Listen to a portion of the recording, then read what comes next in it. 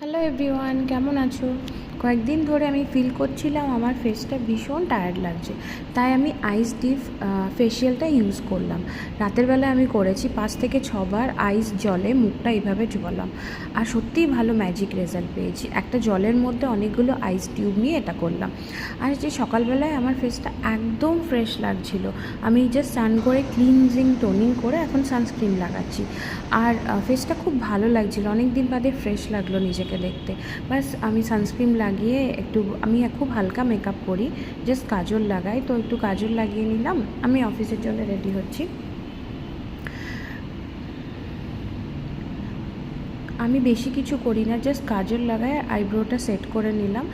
আর লিপস্টিকও আমি লাগাই না এখন, লিপ গ্লসই লিপ বাম লাগাই, আর আজকে একটু লাগাবো একটা লিপস্টিক।